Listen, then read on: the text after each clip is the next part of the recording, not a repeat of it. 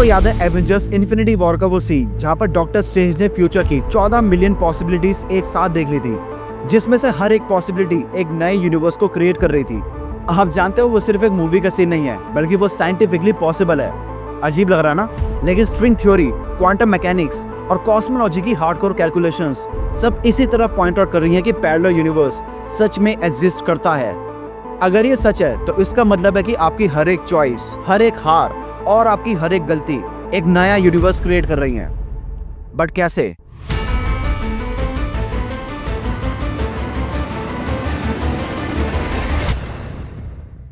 पहली चीज, parallel universe कोई नई चीज नहीं है, बल्कि ये कॉन्सेप्ट सदियों पुराना है। एंशिएंट ग्रीक फिलोसोफर्स बिलीव करते थे कि एटम से नई दुनिया बनती है। मतलब उनके हिसाब से सिर्फ एक ही यूनिवर्स नहीं है, बल्कि ऐसे कई सारे यूनिवर्स हैं।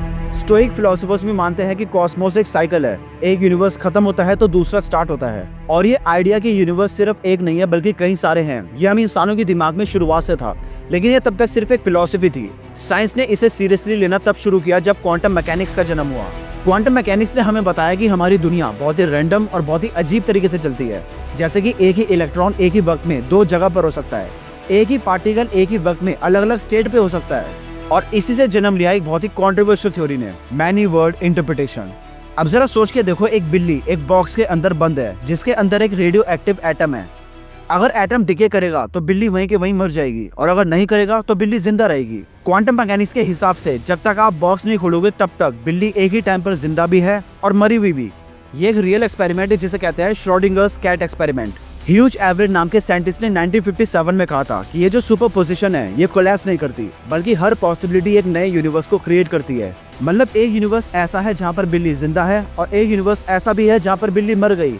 लेकिन ये चीज सिर्फ बिल्ली तक लिमिटेड नहीं है, ये रूल हर चीज पे अप्लाई होता है। फॉर एग्जाम्पल, आपने डिसाइड किया कि आज आप ये वीडियो देखोगे, लेकिन मैनी वर्ड इंटरप्रिटेशन के हिसाब से एक दुनिया ऐसी भी होगी जहाँ पे आपने इस वीडियो को स्किप कर दिया होगा, और शायद एक ऐसी ब्रांच भी होगी जहाँ पर आप इस वीडियो के क्रिएटर होंगे।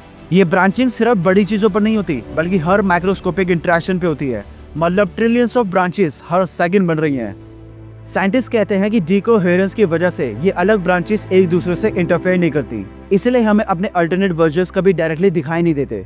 तो अगर मैनी वर्ड इंटरप्रिटेशन सही है तो इसका मतलब है कि हम एक नहीं बल्कि अलग अलग वर्जन्स में साइमल्टेनियसली एग्जिस्ट करते हैं। अब जरा क्वांटम वर्ड से हटकर चलते हैं कॉस्मोलॉजी की तरफ। यूनिवर्स कैसे बना ये अभी भी एक बहुत बड़ी मिस्ट्री है, लेकिन जो सबसे एक्सेप्टेबल थ्योरी है वो है बिग बैंग की। जैसे ही बिग बैंग हुआ था वैसे ही एक और चीज स्टार्ट हुई थी जिसे कहते हैं कॉस्मिक इन्फ्लेशन। कॉस्मिक इन्फ्लेशन के हिसाब से यूनिवर्स शुरुआत में बहुत ही फास्ट एक्सपेंड हुआ था, लेकिन थ्योरी कहती है कि इन्फ्लेशन यूनिफॉर्मली हर जगह नहीं हुआ। कुछ जगह कॉस्मिक इन्फ्लेशन खत्म हो गया था जिससे हमारा ऑब्जर्वेबल यूनिवर्स बना, लेकिन और जगह पर कॉस्मिक इन्फ्लेशन कंटिन्यूअसली चलता रहा, जिसकी वजह से हर एक पॉकेट जहाँ पर कॉस्मिक इन्फ्लेशन रुक गया था वहाँ पर एक बबल यूनिवर्स बन गया। हर बबल यूनिवर्स में फिजिकल रूल्स बहुत ही अलग होंगे, जैसे एक यूनिवर्स में स्पीड ऑफ लाइट बहुत कम है, या फिर दूसरे यूनिवर्स में पार्टिकल्स का बिहेवियर अलग है, और वो बबल्स एक दूसरे से कोलाइड करते रहते हैं, और जिस जगह पे वो कोलिजन होता है उस जगह की गैलेक्सीज या तो डिस्ट्रॉय हो जाती है या फिर वो गैलेक्सीज किसी दूसरे यूनिवर्स में ट्रांसफर हो जाती है, जिसके बाद उस जगह पर बनता है वॉइड, जिसे हम कॉस्मिक माइक्रोवेव बैकग्राउंड में भी बड़ी आसानी से देख सकते हैं। अब चलो एक और फैसिनेटिंग आइडिया की तरफ चलते हैं जो कि है स्ट्रिंग थ्योरी। स्ट्रिंग थ्योरी कहती है कि एक्चुअली सभी पार्टिकल्स एक टाइनी वाइब्रेशन स्ट्रिंग्स हैं, जिसे हम बोलते हैं स्ट्रिंग लैंडस्केप। इसके हिसाब से आप जो कुछ भी डिसीजंस लेते हो या फिर जो नहीं भी लेते, वो एक अलग रियलिटी क्रिएट करती है। अब बात करते हैं मल्टीवर्स होने के सबसे बड़े प्रूफ की, जो कि है CMB यानी कॉस्मिक माइक्रोवेव बैकग्राउंड। इसे आप यूनिवर्स का ब्लूप्रिंट कह सकते हो जो पूरे यूनिवर्स में फैला है।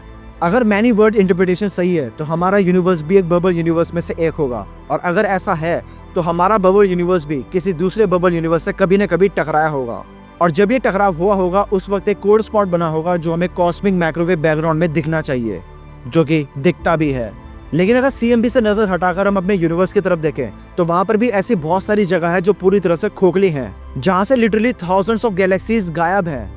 इन खोखली जगहों को हम वॉइड्स कहते हैं, और ये सिर्फ एक दो नहीं बल्कि यूनिवर्स के हर कोने में मौजूद है। लेकिन अगर हम इन वॉइड्स के साइज की बात करें तो ये इतनी बड़ी है कि यहाँ पर मिल्की वे गैलेक्सी जैसी हजारों गैलेक्सीज फिट की जा सकती है। और कुछ साइंटिस्ट के अकॉर्डिंग ये भी एक बहुत बड़ा प्रूफ है कि जब बिग बैंग हुआ था तो उससे सिर्फ हमारे ही यूनिवर्स नहीं बल्कि कई सारे बबल यूनिवर्स बने थे, और शायद कोई दूसरा बबल यूनिवर्स हमारे बबल यूनिवर्स से टकराया होगा, और जिस जगह पर ये कोलिजन हुआ था वहाँ की सारी गैलेक्सीज या तो डिस्ट्रॉय हो गई या फिर उस दूसरे यूनिवर्स में डिपॉजिट हो गई। सर्न का लार्ज हैड्रॉन कोलाइडर सिर्फ हिग्स बोसॉन पार्टिकल के लिए नहीं बना, बल्कि साइंटिस्ट इससे एक और चीज ढूंढ रहे थे, एक्स्ट्रा डायमेंशन।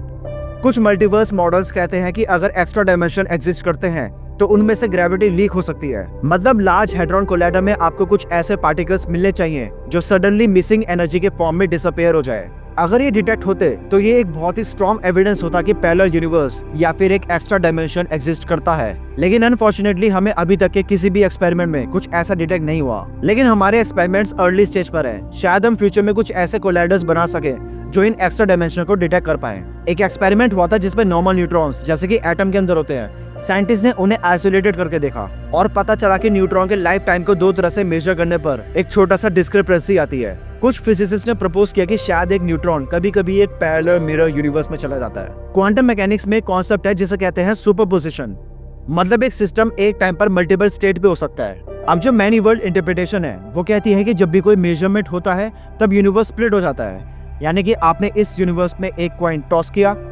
और इसका रिजल्ट एक यूनिवर्स में हेड्स आया और एक यूनिवर्स में टेल्स। ये अभी सिर्फ एक थ्योरी है, इसका मतलब ये नहीं है कि ये कभी रियलिटी नहीं बन सकती, क्योंकि हर चीज की डिस्कवरी से पहले उसके ऊपर थ्योरीज बनाई जाती हैं। मल्टीवर्स और पैरेलल यूनिवर्स के बारे में बात करने के लिए इतनी सारी चीजें हैं जो कि हम एक वीडियो में कवर नहीं कर सकते।